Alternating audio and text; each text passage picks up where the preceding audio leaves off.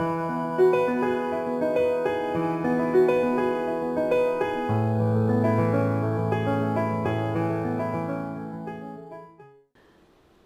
I'm Demi Stevens, founder and CEO of You're the Book Press and editor-in-chief of Self Pub Magazine. I'm psyched to be here in the studio today with author Allison Hanson for a little bit of who you are when you're not writing. Thank you. You are a real person. I am real, yes. She looks like Barbie, but she's actually real. Yes. Yeah. What was life like growing up for you? I grew up actually in the Blue Ridge Mountains. My series, Blue Ridge Romance, is kind of based on in Virginia. I was north of that. Where at? I'm from West Virginia. Blue Ridge Summit, near Waynesboro, Pennsylvania. So right on the border between Pennsylvania and Maryland. Yeah. So, yeah, I liked running around in the woods all day, barefoot. Were you a tomboy? I was, very much so. Yes. Do you have brothers or sisters? I have a younger sister. Okay. Did she run with you, or was she the stay-in-the-house girl? She ran with us. She liked to read, so sometimes she was inside. I didn't, so I was out running around with all the boys in the neighborhood. So you're an author, but you didn't like to read as a child? I did not like to read as a child. How does that come together for you? Well, I had such a hard time with comprehension. And I could read the same passage a million times and not tell you who was in it. We have the same textbooks. It was hard. And then later as an adult, I finally realized it's sticking now. I can read. And so I really just took off reading from there as an adult, but never really cared for it as a child. It was forced upon me. Yeah. So what did you do after school? Just started working. Yeah. My day job is in accounting, so it's a very analytical job during the day, and then I get to let my creativity flow in the evening when I write. Do you get to sit down with your royalties and get really excited about calculating things? I love calculators. So far yes, it's not a whole lot of calculating, but hopefully we'll get there. Oh, I just love it. Yes, yeah. So what got you into writing then? Well, it was interesting. When I did finally decide that I loved reading, I was reading a book and it ended. And you know how at the end of a book there's that little bit of depression whenever the book comes to an end, and you wish it didn't end, but it did. And then you need to find the next great book.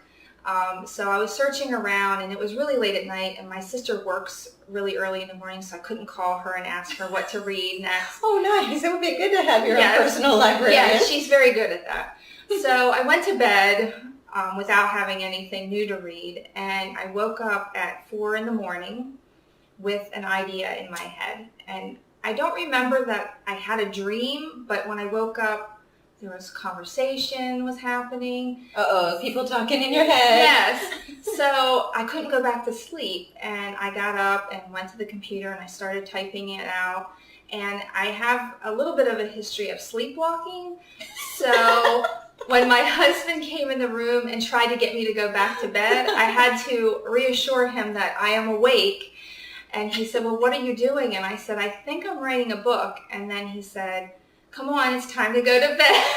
He was sure I was sleepwalking at that point. But I wasn't. And I actually never finished that book. But it comes usually at 3, 4 in the morning. I'll wake up and I'll have a news story and then a news story and a news story. And they kind of interrupt one another. But that's pretty cool. So this is not your first book? No. I actually have about 50 books. In different stages of completed, partial, outlined. Like I said, the ideas are there. In the mornings, I can't make them stop, but it's a good problem to have. No drug. Not complaining. No. As long as the people that I'm talking in my head are not telling me to do anything bad, I'm just going to go with it. Yeah. So you find that early morning hours are best for writing? Yes, and I'm not a morning person at all. Everyone knows to stay away, but apparently the characters don't have that problem. They just barge right in. The muse has the front doorbell. Yes. Yeah, she's oblivious to that. Yes, she doesn't care. What do you do in your spare time? Right. I also, I have a motorcycle. So, Really? yes. Ooh. So, Any special brand? We might have some oh, worshippers I out have there. a Triumph Street Triple, 675 Street Triple. So it's kind of a Niche bike, right? bad girl bike. It likes to do wheelies. I know you're turning a lot of people on right now. Yeah. There you go. No, the motorcycle likes to do wheelies, or you do? I like to say the motorcycle does it, so that way my husband can't say it was me. A likely story. Yes, don't tell him. No. But my husband and I do go on long trips. We've gone the whole way up to Maine. I've ridden the top of Mount Washington in New Hampshire, to Indiana, Kentucky, down to South Carolina and Georgia. Those must be not all at the same time, but different trips. Yeah. No. Okay. But yeah, it's fun. It makes the getting there as much fun as the being there when you go on a bike. Are any of these road trips going to evolve into a story or a book? Some of them, well, this book in the Blue Ridge Mountains, we did ride up the Blue Ridge Parkway and Skyline Drive, so it's kind of mentioned in there because that's a really nice place to ride a motorcycle. That is neat. So can I ask a little bit about the publishing process for you? What was that like? My first book was purchased in 2013 by Liquid Silver Books. And that they're a digital-only publisher. And I thought, that's not a problem because everybody in the world has a Kindle now. But then later I found out that there's still a lot of people who like paper books. Yeah, we refer to them as, they smell. Yes, and you can go back and refer to something, like you know exactly where it was that you need to look back if you want to reference something. Or we dog-ear that scene that we want to read a couple times. That again, yes. Exactly. So then I was published with Sam Hain. It was my first paper book. And then these books are coming out. This is the first in a series of 3 with Kensington. Wow. So a 3-book deal. Okay. Yes. What was your house like on the day you got that? Was it a call or an email? It was supposed to have been a call. What happened was I had submitted to my editor, and she had asked for the full manuscript from a sample. So I kind of knew she was interested, so I was kind of watching my phone and waiting for the call. And I was at work and walked up to my desk, and the light on my phone went out. So I knew something had just happened. So when I touched the screen, it came up that I'd missed a call. And right away, I got on the computer and looked up the number, and it said Kensington Publishing in New York City, and I'm like, yes.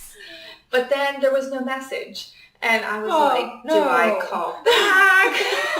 Yes. What do I do now? Oh. Well, in the meantime, she was sending me an email, so I was I don't know what to do. Do I call and say, I saw you called me, and I looked you up, and I'm desperate to know what you want. So, but then she called me, and then it all worked out, and everything was fine. But it was very exciting. Oh, I can only imagine. Yeah. Yeah. Especially 3-book deal. It just sounded so, grown up. Yeah. So, do you have any dreams or aspirations for this, or are you just riding a wave? I'm just riding the wave, and obviously, once you start writing, getting published, you're always looking for the next step and the next step. So, of course, I'm doing that. All right. So, any agents out there? Yes, we're trolling. Yes, I'm trolling.